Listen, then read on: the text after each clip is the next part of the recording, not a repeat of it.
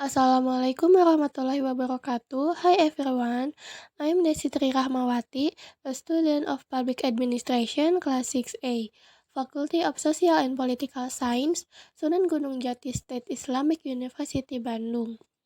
Here I will present one of the policies that exists in India, namely the Dowry Death Policy.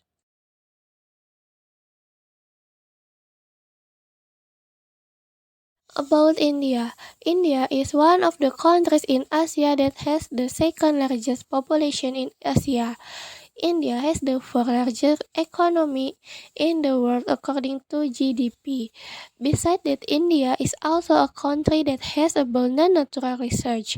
However, despite all its advantage, India is also a country that has several problems. This problem arose as a result of the murder or torture of the wife, or commonly called dowry death.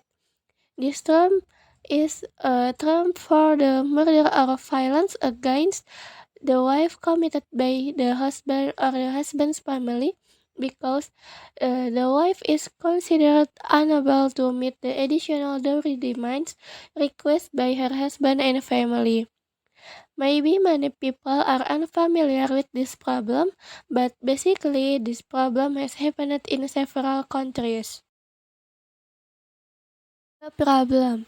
The dowry debt problem in India started with the purpose of implementing the dowry debt system, which can be said to have good intention.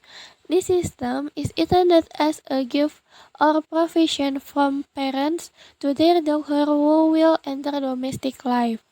The wealth of this gift can then be saved or used for the needs of the child if at any time something happens to the husband, and the function of the debt system is developed as a wedding expense assistance. Recently, the function of this system has also changed and is being abused by the husband and his family. In the Indian wedding tradition, one of the important components is the dowry.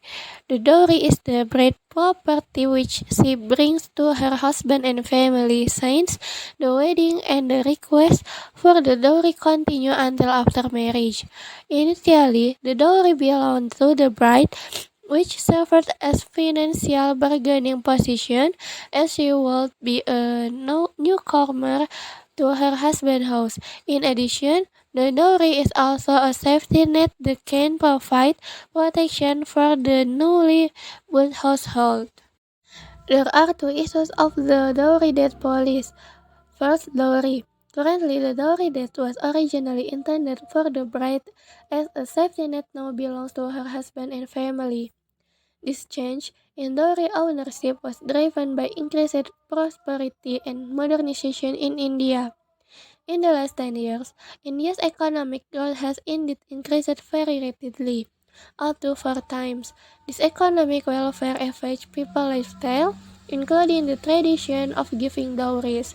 In the past, women usually only wore jewelry, gold, and bridal clothing as a dowry, which were kept and owned by women. However, change in lifestyle make people ask for dowry in the form of goods such as television, refrigerators, cars, motorbike, case, and land and apartments. Such items cannot be stored by women, so that they are easily controlled by the husband family. This demand for a dowry can lead to violence and even murder, especially when the wife is unable to fulfill the wishes of her husband and family. Second, violence. Continue. Violence can trigger the wife to commit suicide, or even the wife is killed by her husband and family. Then the murder in disguise and suicide. The murder was carried out so that the perpetrator could escape punishment, so that the husband could remarry to get a new dowry. This dowry and its relation to violence against women have given rise to the terms murder dowry of death, or bridal burning. The last term arose because most of the women were killed by their husband and other families by burning, women drowned in wells, poisoned with insecticides, placed acid on the face and neck, also known as brainwave syndrome, committed suicide due to violence or by bullying by husband and his family. Dowry police. In dealing with this problem, the India government has enacted various regulations that prohibit dowry in marriage, starting with the Dowry Prohibition Act of 1961, punishing perpetrators of dowry death crimes with threat of not less than 7 years in prison, providing financial incentive to girls, to prohibiting selective abortion of female fetus. State governments have a major role in improving the quality of women in their respective regions. Very important policies that come from state initiatives are policies in first, female fetal abortion or sex-selective abortion and female infanticide as a result of the dowry tradition. The tradition of giving and receiving dowry makes boys seen as asset, while girls are seen as burden. This results in girls often experiencing discrimination since before birth. Second, the government issued a program called the Jaya Lalita Protection Scheme for the girl child. Through this program, for families with one or two daughters without a son will be given incentive if the parents agree to be sterilized. The money will be given in the name of the girl and will be kept in the form of a deposit until the child is 21 years old. As an adult, the money is used for the dowry at the time of this marriage. 3. The government intervened in administrative and legal action by issuing the Prenatal Diagnostic Technique Act, which prohibit the use of ultrasound technology in fetus with the aim of knowing the sex. Ultrasound technology is only allowed to determine whether there are abnormalities or not in the fetus. This is prevent selective abortion of female fetus. Since the development of this technology, about 2 million female fetus are aborted every year in India. For program self-help group or SHGs are also very helpful against the murder of baby girls. The members of the SHGs themselves are dominated by women. Members of SHGs are tasked with raising women's awareness not to abort their babies.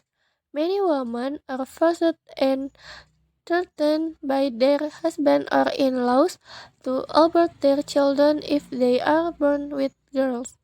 The self-help members will help maintain the mother's pregnancy, monitor the health and nutrition of the pregnant woman, and accompany her to the hospital. If necessary, they will take turns taking care of the newborn girl so she is not killed by her parents or family. In a state of necessity, SHGs members threaten to report to the police. 5. The government of Tamil Nadu under the All India Anna Dravid Munnetra Kazhagam Party started the implementation of the Cradle Baby Scheme program.